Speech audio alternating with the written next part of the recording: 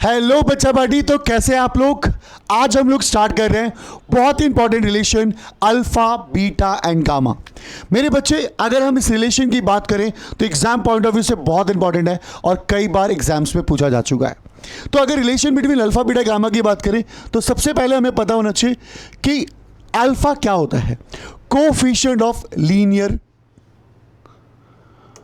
Beta क्या होता है? सरफेशियल कोफिशिएंट होता है। और गामा क्या होता है? हमारा, देखिए, ये लीनियर कोफिशिएंट होता है, ये हमारा सरफेशियल कोफिशिएंट होता है और गामा हमारा वॉल्यूमेट्रिक कोफिशिएंट होता है। बच्चे, relation between alpha beta and gamma को ड्राइव करते हैं और इजीएस्ट वे में करते हैं। कैसे मेरे बच्चे? देखिएगा, रिलेशन बिटवीन पहले अल्फा एंड बीटा देखते हैं। जैसा मेरा बच्चा, आपको पता है कि अल्फा एंड बीटा ये कोफिशिएंट ऑफ लीनियर एक्सपेंशन है और ये कोफिशिएंट ऑफ सरफेशियल एक्सपेंशन है। बच्चे, मेरे पास ना एक छोटा सा एक एरिया था। इसकी लेंथ मेरे बच्चे एल नॉट थी, ये भी एल नॉट थी, तो इसका एरिया भी था, ये ए था। अब क्या हुआ, जैसे ही मैंने टेम्परेचर को इंक्रीज़ किया तो टेम्परेचर को इंक्रीज़ करते मेरे बच्चे ये क्या हुआ, ये थोड़ा सा एक्सपेंड हो गया। अब इसकी लेंथ एल डैश हो गई है और इसकी भी लेंथ एल डैश हो गई है और इसका एरिया जो है वो ए डैश हो गया।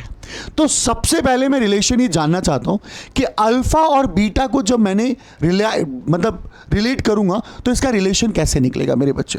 तो देखिए मेरे बच्चे, जैसा कि हम जानते हैं कि हम कुछ नहीं जानते हैं, as we know that area यानी initial area you can say that will be L square. Initial area formula होता है A equal to L square. और आपको पता है कि अगर मैं ए डैश की बात करूं तो ए डैश का होगा एल डैश का whole square. Is it okay my dear? बड़ा सिंपल है मेरे बच्चे। अब ए डैश को हम सरफेशियल एक्सपेंशन का फॉर्मूला होता है ए 1 प्लस बीटा डेल्टा टी। यही तो फॉर्मूला होता है मेरे बच्चे सरफेशियल एक्सपेंशन का। यस, और लीनियर एक्सपेंशन का क्या होता है मेरे बच्चे? L not initial 1 plus alpha delta T और इसका पूरे का होल स्क्वायर। क्लियर है मेरे बच्चे? कोई डाउट लग रहा है आप लोगों को? नहीं, ये हमारा रिलेशन आ गया। अब इस रिलेशन को अगर आगे देखते हैं हम लोग, क्या मिलता है हमें? हमने क्या देखा? ए 1 प्लस बीटा डेल्टा टी। अब बेटा यहां पे देख क्या होगा, अगर हम इनिशियल एरिया की बात करें तो ये एल नॉट का स्क्वायर लिख देंगे ना, इनिशियल एरिया एल नॉट है। ओके, अब यहाँ पे देख मेरे बच्चे, स्क्वायर है यहाँ पे, तो क्या होगा? एल स्क्वायर हो जाएगा, यानी L not initial L not का स्क्वायर। और यहाँ पे क्या हो जाएगा? ये 1 प्लस अल्फा डेल्टा टी का होल स्क्वायर हो जाएगा। हो गया मेरे बच्चे। अब यहाँ देखो, ए 1 प्लस बीटा डेल्टा टी, बेटा एल नॉट स्क्वायर। वैसे ना यार, मैं एक काम करता हूँ, मैं तो एल नॉट स्क्वायर को ए लिख सकता हूँ। देखिए ना, फ्रॉम इक्वेशन 1 मैं एल नॉट को स्क्वायर को ए लिख सकता हूँ और मैंने यहाँ पे ए लिख दिया मेरे बच्चे। अब यहाँ देखो, ए प्लस बी का whole square, A square B square and 2ab 2 alpha delta T. Is it okay my dear? ठीक है मेरे बच्चे।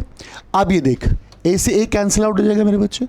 1 plus beta delta T is equal to 1 plus, मेरे बच्चे, अल्फा की वैल्यू बहुत छोटी होती है, बहुत छोटी होती है।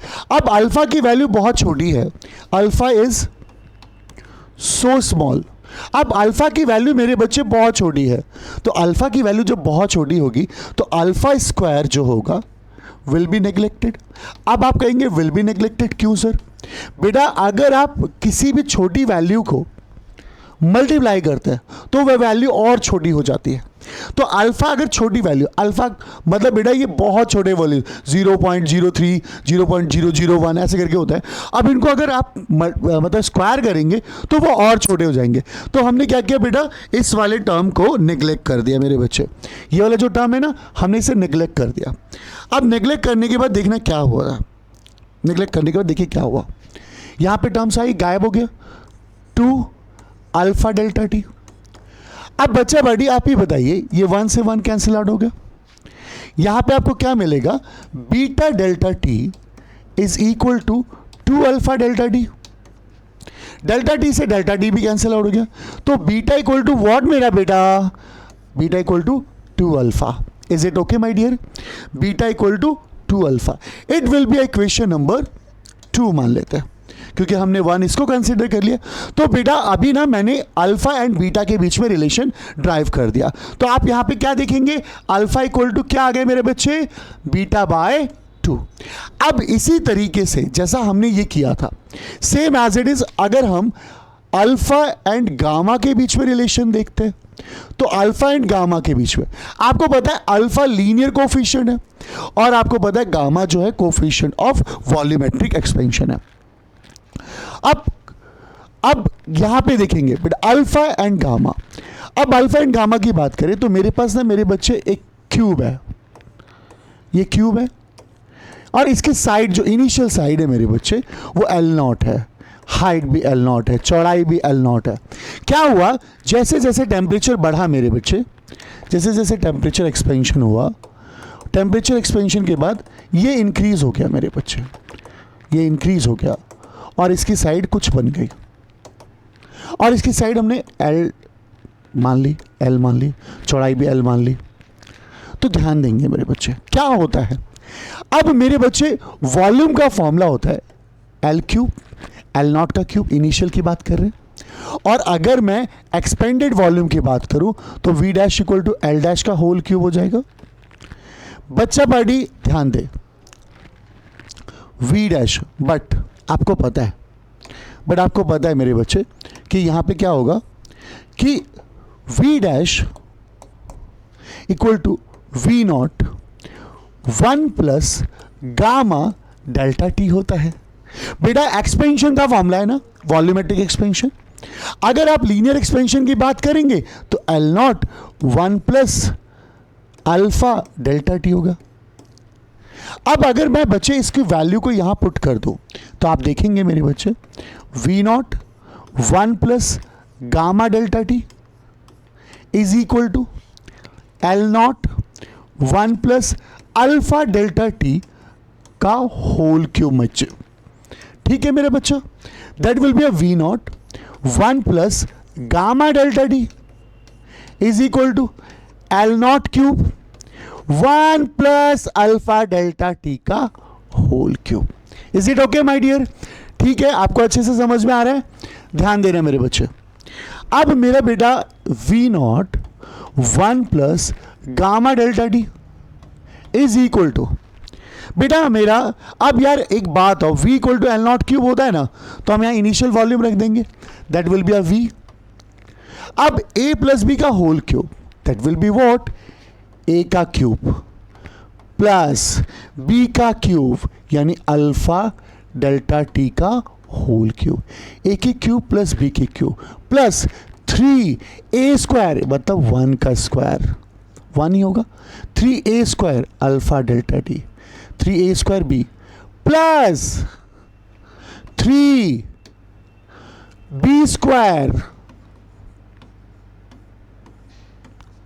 Dot A। बच्चा याद रखिएगा, A के क्यूब B के cube 3A square B 3AB square A। अब यहां पे क्या हुआ मेरे बच्चे, V0 से, अब यहां देखिएगा ना, ये V0 है और ये मतलब ये V0 है, आप इसे V0 लिख लीजिए या V लिख सकते हैं इनिशियल को, जैसे हमने यहाँ पे इनिशियल को V लेते हैं मेरे बच्चे ताकि ना गड़बड़ ना हो।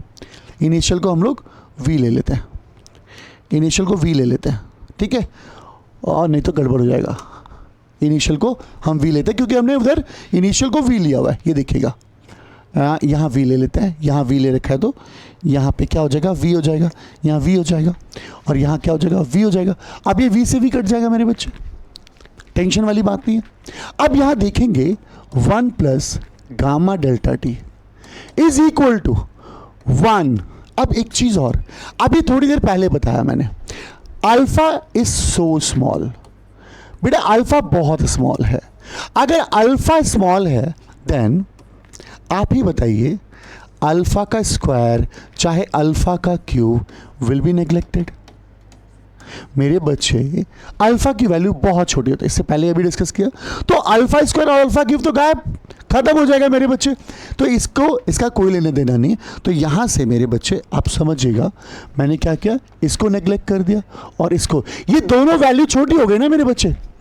यार जब छोटी वैल्यू का स्क्वायर करेंगे मेरे बच्चे तो वैसे ही छोटा आता है, तो यहां पर ये नेग्लेक्ट हो गया। तो बचा क्या मेरा बच्चा, 1 प्लस गामा डेल्टा टी बचा is equal to 1 plus 3 alpha delta T बचा।